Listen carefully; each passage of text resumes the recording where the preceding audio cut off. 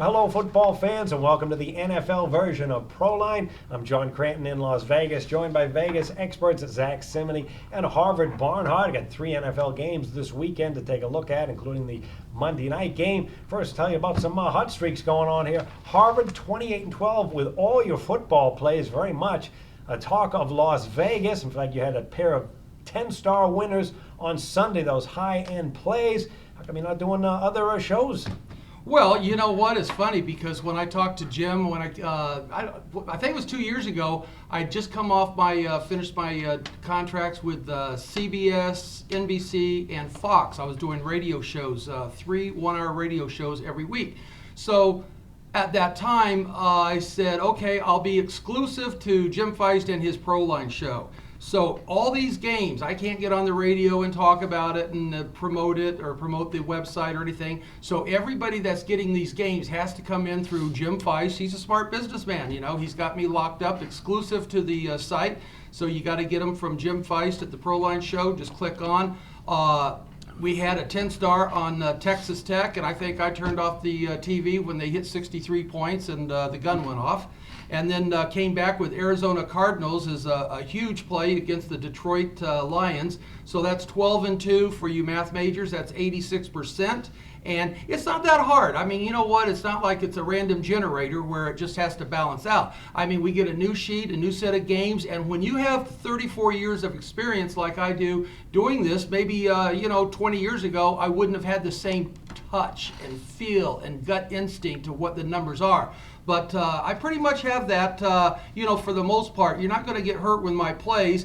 This week, we're going to do more of the same. I have in the colleges 100% triple systems play that's in a situation that has never lost. And I think that's going to be one of my biggest plays of the year so far. And then I'm coming back. I love this game on Sunday. It's my underdog shocker of the year. We're going to go from the, and you know what? You got to stay one step ahead of the odds makers. Last week, we took a favorite on Arizona. This week, underdog shocker of the year. So you'll be able to, I'm going to keep going, guys, with that 2 games for 1 price, both 10 stars. They'll be up Friday, 2 for 1, Proline show special. And I think that you're going to figure out eventually, let's just get on them, week after week after week, and that's what it is. But they're exclusive to Proline. And one last thing. By keeping it that way, if I put this all over, let's say I was on NBC, CBS, and Fox again, nationwide and all that, you know what, that number, look at the number that just went up, I just found out today on the, Indianapolis, New England game a couple of weeks ago, maybe the start of the preseason, it was plus, and now it went to plus. New England went from like 4 to 6 to 8. Who knows where it's going to go? So we don't want to get everybody on the same bandwagon because then it won't protect the line. So that's another one of my jobs. But 10-2 or 12-2, 86% so far this year. And those 2 10-star plays, they weren't even close games. Arizona in the NFL, and then the Texas Tech game in college, 66-31. Congratulations. Zach, you're hitting over 65% or 62%, right, in both NFL and college? Or is it over 65? No, it's 62%. NFL, I had the even weekend, 2-2-1. Thank you, Seattle Seahawks, for blowing that 17-point lead and giving me a push there. But yeah, 2-2-1 in NFL, so it dropped me from 65 to 62%. And then in college football, I went 5-0, so I moved from 58% to 65%. It's young in the season, so it's not about high percentages this early in the season. It's about consistency. And so I'm looking to just keep that going each and every week. And a perfect 5-0 in college football on Saturday. You were, how can people get that handicapper 3-pack you're a part of? The 3-pack, Hollis and myself and Jim, we always release our top play of the week. Arizona Cardinals were in it, obviously. We were all in agreement on that, and that one was just easy for me. I haven't lived in Arizona. I followed this matchup for the last 4 years, back into 2012 when Arizona was down to their 3rd-string quarterback. And the Lions were heavy favorites because the Cardinals had lost 5-6 in a row. What did Matt Stafford do? Threw 3 pick-sixes in that game. Cardinals won it on defense alone, 2013. Again, Matthew Stafford, awful game. They lose. Last year, they didn't score a touchdown against the Cardinals with Drew Stanton as the backup quarterback. They scored 6 points only, lost 14-6. And then in my write-up, I mentioned primetime lure. Obviously, they played Sunday night against the Denver Broncos. They played last week against the whoever it was, Seattle Seahawks. Monday Night Football. There was a primetime lure factor because they played good in those games, but they lost. They were close games. And I just expected Matt Stafford to go back to his old ways that he's done every year against the Arizona Cardinals. All right, did you send a text to Darryl Bevel and Pete Carroll saying, "Hey, thanks a lot for letting us slip away"? Hey, you know what? This is one of those things. I was glad I got 3.5 here in Vegas. You know, you can get better numbers. We got to post our picks midweek and towards later of the week, so it ended up being a push system-wise. But yeah, I took that 3.5-point win here in Vegas. Yeah, that was one of the many wow ones on Sunday. Jim Weiss has his NFC South game of the month going Thursday. You can get it at a special discount, 1-855-846-7426. As well as big weekend special packages coming up. All right, let's get to one of the games on Sunday, the early games. You get the Bengals playing at the Bills. This is a terrific matchup here. You got a Cincinnati team that is balanced on offense. They got a star wide receiver. They got a rock-solid defense like very much in recent years. There's not much to dislike about this team. Offense is producing, 4th in the NFL in points scored. They're 2nd in yards. They're 5th in passing.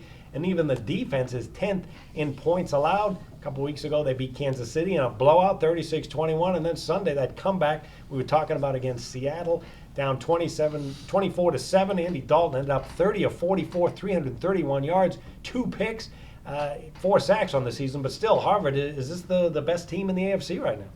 Well, no. Not at all. I think New England Patriots is the best team in the AFC. Wait till we get to talk about that game.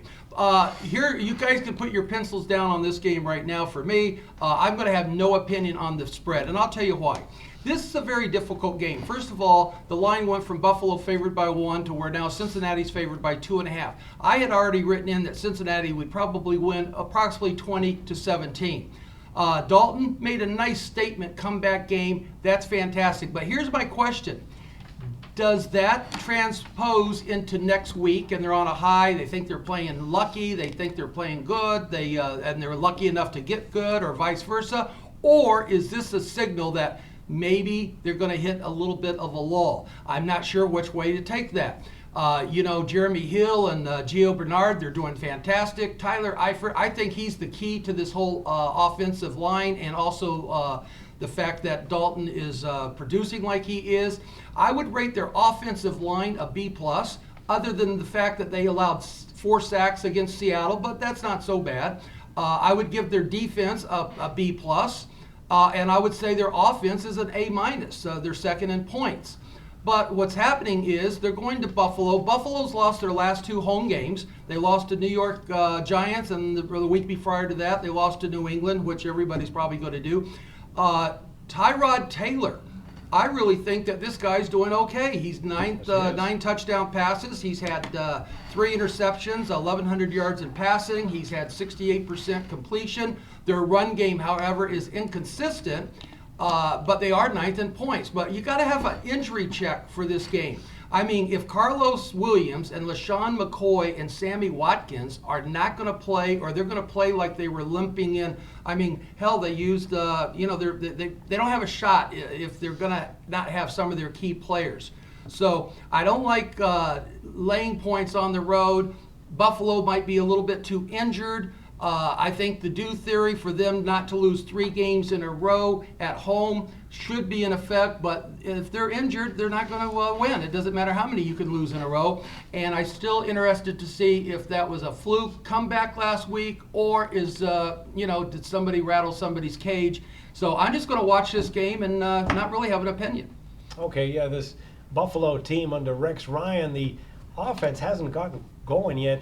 What they like to do is run the football. I mean, Tyrod Taylor's got pretty good overall numbers, but it's been a run-oriented attack. But as you mentioned, the injuries are so bad. The defense, though, has actually been getting better of late. Now up to 13th in the NFL in just points allowed. In fact, they're 3rd, top 5 now, against the run. So that's Cincinnati's going to want to run the football, but Buffalo's playing exceptionally well up front. So that's going to put an onus on the quarterbacks to roll out and get some of the passing game going. Buffalo comes off a win, but they're 7-18-1 against the spread. And with this one-dimensional offense, Zach, Seattle showed that you can win a Super Bowl with a run-oriented offense and a hard-hitting defense. How about these Buffalo Bills?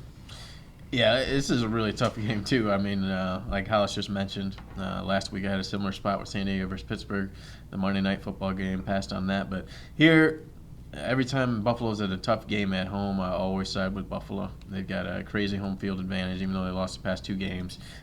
There's several factors here that I like. You got a Cincinnati Bengals team that they're 5-0. They kind of remind me of that Miami Dolphins team 2-3 years ago that was 3-0, 4-0 when they went to that Monday Night Football game against the Saints, and everybody was falling in love with Miami. They got blown out on Monday Night Football. But they're winning games in an erratic style. Except for the game against Kansas City and Oakland, which those 2 teams are showing to be bottom of the barrel right now. Andy Reid might be on his way out, next coach on the hot seat. But you had close wins against San Diego, Baltimore, and Seattle. The games against Baltimore and Seattle were shootouts in the end.